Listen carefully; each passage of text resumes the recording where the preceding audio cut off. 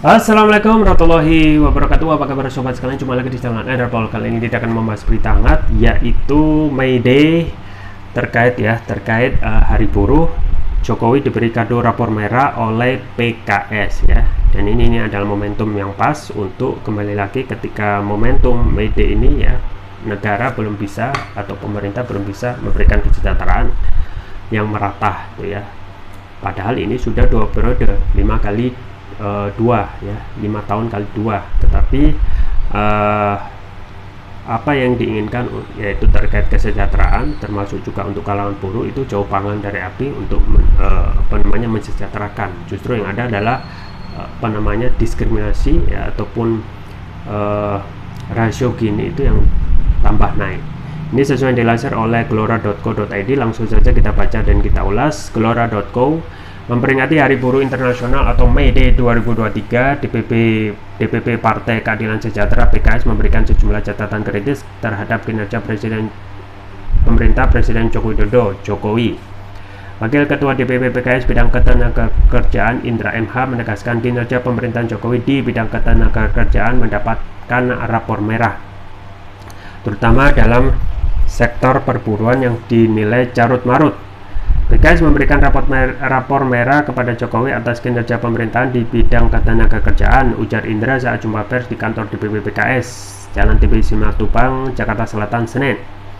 Atas dasar itu, pada momentum May Day 2023 yang jatuh pada hari ini, DPP PKS bidang ketenagakerjaan menyatakan sikap dan mendesak Presiden Jokowi untuk melakukan sejumlah perbaikan. Pertama, mencabut Undang-Undang Nomor 6 Tahun 2023 tentang penetapan Peraturan Pemerintah Nomor 2 Tahun 2022 tentang Cipta Kerja menjadi undang-undang, karena semakin menyengsarakan buruh atau pekerja Indonesia. Kedua, mencabut Peraturan Pemerintah Nomor 34 Tahun 2021 tentang penggunaan tenaga kerja asing yang justru memudahkan masuknya tenaga kerja asing (TKS) sementara banyak anak bangsa yang menganggur, tegasnya.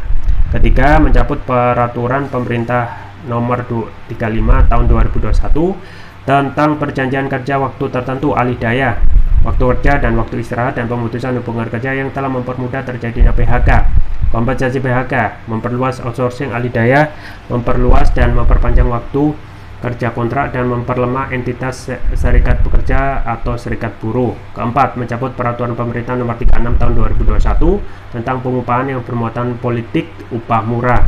Kelima, mencabut Peraturan Menteri Ketenagakerjaan Nomor 5 Tahun 2023 tentang penyesuaian waktu kerja dan pengupahan pada perusahaan industri padat karya tertentu berorientasi ekspor yang terdampak perubahan ekonomi global. Keenam, melakukan penegakan hukum law enforcement atas berbagai ketenagakerjaan secara sungguh dan menyeluruh, sambut Indra. PKS juga mendesak Presiden Jokowi untuk memenuhi janji kampanye kerja layak, upah layak, hidup layak, termasuk menciptakan hubungan industrial yang harmonis dan berkeadilan. Selanjutnya, pemerintah juga diminta untuk menerbitkan regulasi yang memberikan perlindungan hukum dan keadilan bagi pengemudi daring dan berikan perlindungan yang memadai bagi pekerja imigran Indonesia, pungkasnya. Ya, itu ya sobat sekalian tentang Hari May Day atau Hari Buruh yang memang ya masih menjadikan PR bagi pemerintah, bagaimana kesejahteraan itu menjadi jauh panggang daripada api ya. Justru ketika pemerintahan itu sudah beranjak di 2 periode, harusnya bisa menjadi sejahtera, tapi ini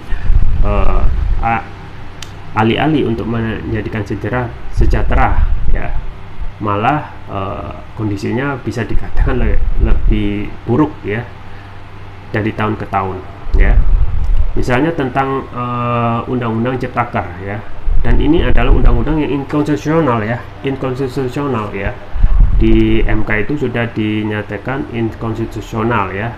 Tetapi yang menjadi pertanyaan, kenapa harus diberikan bersyarat sampai 2 tahun ya, dan akhirnya bukan malah diperbaiki, malah mengeluarkan perpu, dan alih-alih itu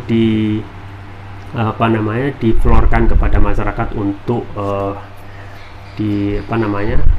dicari solusi ya, malah langsung diketok menjadi undang-undang. Dan ini tentu saja kalau kita melihat isinya tidak berubah dari ya isi awal yang banyak merugikan kaum buruh dan lebih memberikan keuntungan menjadi untuk kaum oligarki ya, para pemilik kapital ya. Jadi mana ya gitu ya, setelah 2 periode masa pemerintahannya harusnya bisa menjadikan buruh minimal apa namanya sama, malah ini menjadi merosot ya kondisinya ya dengan dikeluarkannya Undang-Undang Ciptaker. Belum lagi tentang masalah TKA Cina yang berjubel datang di saat kondisi saat ini negara itu ya menghadapi permasalahan serius, yaitu pengangguran ya. Jumlah pekerja yang lebih banyak justru menghadirkan ataupun mendatangkan pekerja asing ya, yang itu tentu saja tidak bisa menyerap ya tenaga kerja, termasuk juga tidak bisa menggerakkan perekonomian dan banyak hal ya.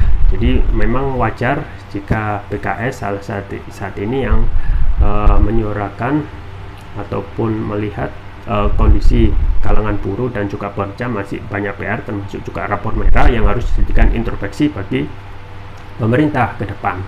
Nah, memang pemerintah ke depan itu ya yang akan berganti di 2024 itu akan banyak sekali dan berat sekali untuk menghadapi persoalan serius, terutama masalah persoalan kaum buruh dan juga kaum pekerja. Ya, itu saja yang bisa saya sampaikan. Semoga bermanfaat. Jangan lupa like, share, dan subscribe. Sampai jumpa lagi. Wassalamualaikum warahmatullahi wabarakatuh.